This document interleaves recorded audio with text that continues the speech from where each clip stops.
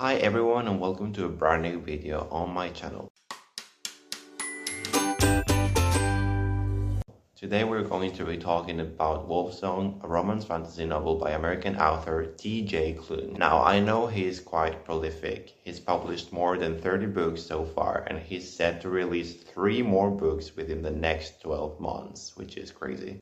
I've only read a couple of his novels, the Cerulean Chronicles, which I read in Catalan and absolutely loved. I even reviewed both books in the series, which has become a personal favorite over the last 2 years. Ever since finishing The House in the Cerulean Sea, I've been dying to read Wolfsong.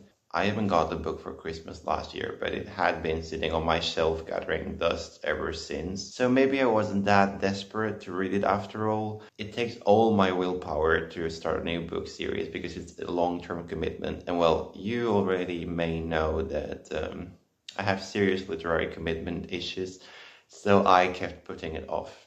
The thing is, a friend and I had been planning to do a read-along of the series, and after the holidays she finally asked if I was up to it. And that's when I finally got down to reading. No more excuses. And once I started, I couldn't put it down. I finished the book in a week, even though it's definitely not short. It's almost 600 pages long. And I did struggle to get my head around a couple of things in the book though, which I wasn't really exactly a huge fan of, but we'll talk about that later. First things first, what's the story about? Well, Wolfsong is the first novel in the 4-book series Green Creek, which revolves around a family of werewolves living in Green Creek, a small town in Oregon. Each book in the series follows a different member of the pack and the journey of their love story. And as you might already be expecting from Klune, there's plenty of queerness and LGBTQ+ representation throughout the whole series. Wolfsong focuses on Ox Matheson. He has a violent and neglectful dad who leaves him and his mother when Ox is just a child. Ox has always felt insecure because he was belittled by his father for being too slow and bullied in school. When his father finally leaves, he's forced to grow up too quickly and starts working at Gordo's repair shop. Gordo and his gang are the only ones, along with his mother, with Ox's mother, who actually care for him. Years pass, and when Ox is about 15 or 16 years old, I can't quite remember right now to be honest, something happens that changes his life forever. A family, the Bennetts, move into the house across the road, and it's then that he meets Joe Bennett, a hyperactive 10-year-old who becomes instantly obsessed with him. Joe, who hasn't said a word in years for dark reasons we'll talk about later, speaks for the very first time just to talk to him, to Ox.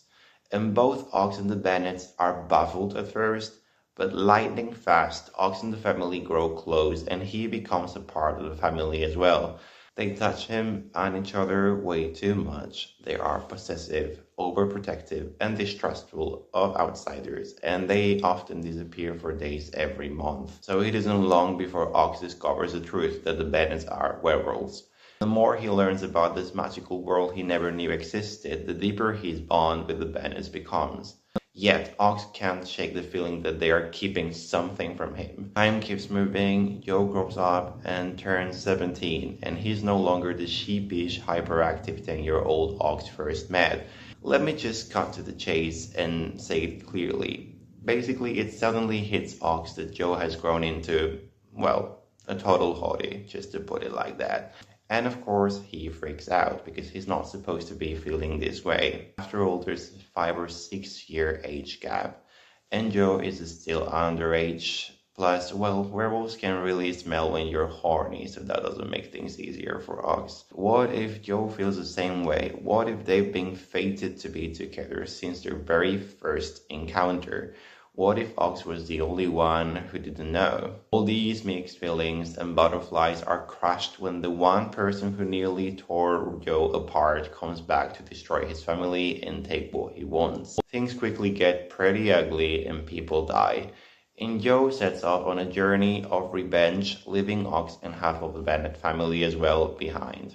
Let's go to the part where I play the bad cop and tell you what felt off to me. For starters, werewolf stories aren't right up my alley, to be honest. I'm inclined to believe that's mostly what put me off with the relationship dynamics in the book. I usually hate it when characters are possessive, overzealous, or domineering, especially in couples. But Ox and Joe, their codependence and possessiveness is on a whole other level. It's hard not to realize from the very first pages that Ox and Joe are going to end up together. It's kind of a no-brainer. And I won't lie, that alone put me off. Age gaps aren't really my cup of tea, and for half of the book I could only think of Joe and picture him as the 10-year-old he once was, even though he had grown up. So I was kind of grossed out by that. Even if I eventually came to terms with it, I'm still not completely convinced they work as a couple. It wasn't just the age gap that didn't sit right with me, because Ox and Joey's friendship is rooted in Joe's childhood trauma. Joe relied on Ox to cope back then when he was a child, and even now Ox can quite stop seeing him as the victim, the poor little boy who was almost broken. And Joe, let me tell you, is an idiot. Okay, I mean, I'm sorry, I have to put it like that. I have to say it because he makes decisions on his own and keeps Ox in the dark. And then he goes and says, well, I have to do this, so shut up. I'm the alpha now, you can contradict me. Joe doesn't really listen or think about how Ox will feel about it.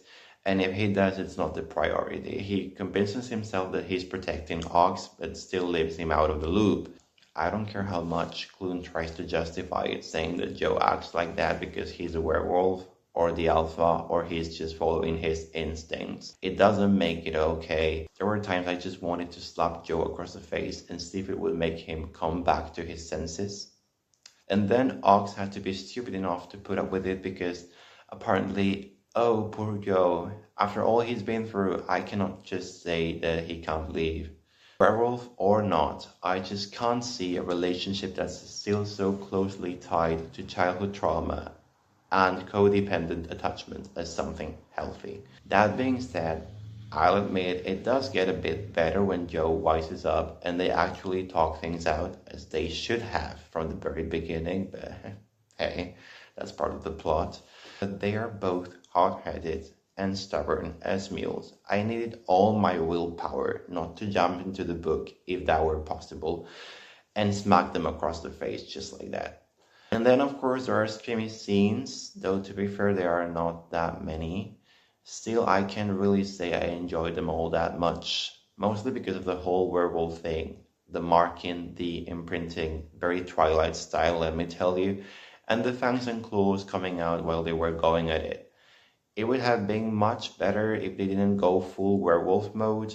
I was so put off. But hey, I guess that's on me, because werewolves just aren't really my thing. Aside from the toxic relationship dynamics, I actually loved the book, especially the action-packed moments, the found family trope, and the way Ox grows into himself.